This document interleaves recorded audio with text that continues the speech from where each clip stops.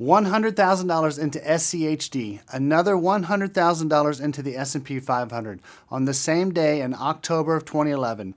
Dividends reinvested in both. 14 and a half years later, SCHD is worth $572,000 and the S&P 500 is worth $722,000. Both crushed the long-term S&P 500 historical average of 10.5% a year. Both compounded through a bear market, a pandemic, and one of the biggest tech-led bull runs in stock market history. Neither one was a loser, but one was $150,000 ahead of the other, and every finance channel on YouTube has a very strong opinion about which one you should own. I don't care about their opinion, and I don't care about mine. I care what the data actually shows. So I pulled 14 years of real prices, every dividend both funds paid since SCHD came online, and I ran them head to head. Here's what I found. Before we look at numbers, you need to understand what you're actually comparing because most of the SCHD versus S&P 500 arguments are missing the point. The S&P 500 is the index every investor has heard of. It tracks 500 leading publicly traded U.S. large cap companies weighted by market cap. Whatever the biggest company in America is at any given moment, that is the biggest position in the index. Apple, Microsoft, Nvidia, Alphabet, Amazon. The S&P 500 doesn't try to pick winners. It lets the market decide who's biggest. If a company is 7% of the U.S. market cap, it becomes 7% of the S&P 500. Quick housekeeping. You can't buy the S&P 500 directly. It's an index, not a product. To own it, you buy an ETF that tracks it. There are several options. SPY from State Street, VOO from Vanguard, IVV from iShares, plus mutual funds from Fidelity, Schwab, and any of those. Any of them will work. Pick the one that works best for you with the lowest expense ratio. For the rest of this episode, when I say S&P 500, I mean the index. The data we're about to look at, though, comes directly from SPY, which is what I trade in my own accounts. Now, it's also worth understanding what actually gets into the S&P 500 because a lot of people assume it's just the 500 biggest companies in America, and it is not. There are rules. The company has to be based in the United States. It has to have a market cap of at least $22.7 billion. It has to be profitable, positive earnings in the most recent quarter, and positive earnings summed across the trailing 4 quarters. At least half of its shares have to be in public float. And finally, an S&P Index Committee has to approve it. That last piece is important because the S&P 500 is not purely algorithmic. It's actively maintained by a committee that also considers sector balance when deciding who to add and who to drop. It's a curated list of 500, not just the top 500 by size. Now, SCHD, and here's where people get it wrong. SCHD is not an income fund. SCHD is a stock selection system that happens to pay dividends. It tracks the Dow Jones U.S. Dividend 100 Index. The rules to get into the index are stricter and more specific. The company has to be U.S. based. It has to have paid a dividend for at least 10 consecutive years. It has to have a minimum float-adjusted market cap of $500 million. REITs, MLPs, and preferred stocks are excluded. Then, every eligible company gets ranked on a composite score calculated from 4 things: cash flow to total debt, return on equity, dividend yield, and 5-year dividend growth. The top 100 names get in, weighted by modified market cap with a 4% cap on any single stock and a 25% cap on any sector. The index gets rebalanced every year in March. What you are actually buying when you buy SCHD is a basket of 100 large-cap U.S. companies that have consistently paid and grown dividends for a decade, have strong balance sheets, and generate high returns on equity.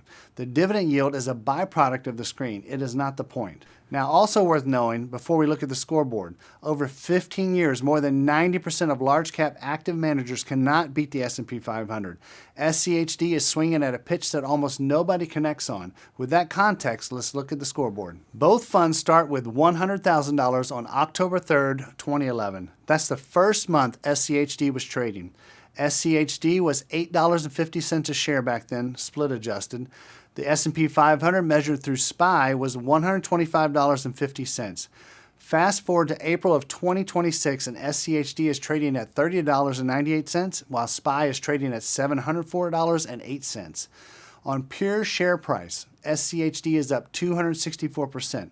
The S&P 500 is up 461%. That is a 196-point gap on price alone. Now, you reinvest every dividend along the way. SCHD paid out about $102,000 in distributions over that period. The S&P 500 paid out about $60,000. both reinvested. Final value with dividends reinvested, SCHD ends at $572,000 and the S&P 500 ends around $722,000. SCHD's compound annual return is 12.8% and the S&P's compounded annual return is 14.62%. The gap is 1.82% a year, about 180 basis points. Before anybody gets excited in either direction, you need to know what those numbers mean. The S&P 500's long-run historical average is about 10.5% a year. SCHD came in at 12.8%. That is 230 basis points above the long-run average. SCHD was not underperforming some baseline. SCHD was doing exactly what it was designed to do. The S&P 500 just did it better, for reasons we're about to get into. Here is something I want you to see before we go any further, because this part of the story usually gets buried. On share price alone, stripping dividends completely out, the S&P 500 beat SCHD by 330 basis points a year, every year for 14 years. Reinvest the dividends and that gap shrinks to 180 basis points. SCHD's higher yield, compounding quarterly, closed almost half of the price gap. 150 basis points a year of real return pulled back through dividend reinvestment. That is the dividend earning its keep, quarter after quarter, compounded over 14 years, closing half the NAV gap. The dividend isn't a bonus on top of the share price, it is a counterweight against slower share price growth. And when the S&P 500 is running hot on the price side, that counterweight matters. Could the dividend close the whole gap in this window? No, but it wasn't trying to. It was doing exactly what its structure allowed it to do. 150 basis points a year, delivered quarterly, compounded over a decade and a half. Here is every calendar year run side by side, total return, dividends reinvested for both. First thing to notice, this is not a blowout. SCHD actually won 6 of the 16 periods. The S&P 500 won 10. The gap in dollars comes from the magnitude of S&P 500's win, not the frequency. Second thing, look at 2022, the year every S&P investor wants to forget. The S&P 500 lost 18.3% on a total return basis. SCHD lost 3.4%. SCHD outperformed by almost 15 percentage points in a single year. Peak to trough through the bear, December 2021 into October 2022. SCHD was down 5.5%, while the S&P 500 was down 17.5%. That is a 12-point cushion when you needed it most. That is SCHD doing the job dividend investors buy it to do. Third thing, look at the returns from 2023 to 2025. The S&P 500 returns in those 3 years was 26.2%, 25%, and 17.7%. SCHD returns in those same 3 years was 4.4%, 11.6%, and 4.3%. 3 straight years where the S&P beat SCHD by a combined 48 percentage points. That is the entire 180 basis point annual gap right there in 3 years. The AI boom, the Magnificent Seven concentration, the mega cap rally, SCHD had no way to participate because SCHD doesn't own any of those companies. Fourth thing, look at 2026 year to date. SCHD is up almost 15%, while the S&P 500 is up less than 4%. As of the recording of this video, SCHD is outperforming by 11 points this year. The rotation out of tech concentration is exactly the environment SCHD is built for. And you are watching it happen right now in real time. The year by year is the real story. Each fund has a personality, and those personalities show up on cue. So why do these two funds behave so differently? It is not a mystery. It is right in the holdings. The S&P 500's top holdings right now go from NVIDIA down to Tesla. The top 10 names are about 38% of the whole fund. Most of those are tech or tech adjacent. SCHD's top holdings right now, they range from Texas Instruments down to PepsiCo. Those are consumer staples, healthcare, energy, industrials. The top 10 are about 41% of the fund, but no single name is over 4.4% because the index caps it. Count the Magnificent Seven names in SCHD. It's zero. It doesn't exist. There is no Apple or Microsoft in SCHD. The top 7 companies are roughly 30% of the S&P 500, while they make 0% of SCHD. That one structural fact explains most of the 14-year history. 2022, tech got hammered, rates hiked, Meta's crashed, Netflix plunged, SCHD didn't own any of that. 2023 to 2025, the AI boom, NVIDIA up 10 times, Microsoft and Alphabet riding the wave, S&P 500 carried by the Mag 7.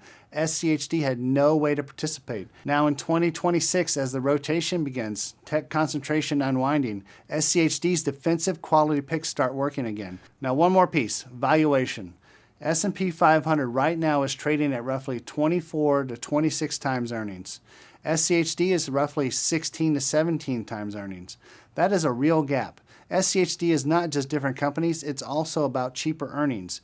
If the multiples compress, the cheaper starting point matters. If multiples keep expanding, the premium you pay for the S&P's growth keeps paying off. Neither one is right or wrong, but both are bets on different futures. So what do you actually do with this? Well, let me give you the honest read. The S&P 500 is the whole market. It is the benchmark. It is the default. It gives you every U.S. large cap company weighted by size, which right now means it gives you a lot of mega cap tech. You don't have to pick a style. You don't have to predict which sector leads. You own all of it. And the long run track record speaks for itself. 14.6% a year over the last 14 years. That is extraordinary. If you want one fund, one ticker, and you want to own America, the S&P 500 is a very hard bet to argue against.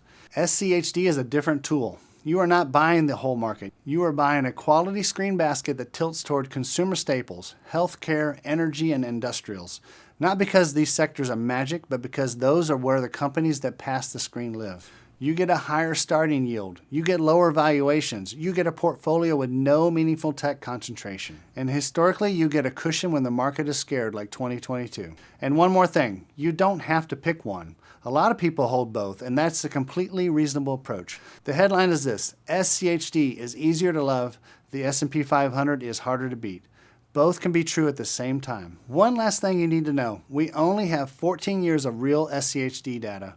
This is not a long track record, and those 14 years happen to be dominated by a tech-led bull market. If SCHD had existed in 2000 through 2002, when the S&P 500 lost almost 40% and value stocks actually held up dramatically better, SCHD probably would have looked very different. But I don't get to use hypothetical data, and I can only tell you what the data we have actually shows. So tell me in the comments, are you team SCHD or team S&P 500, and why?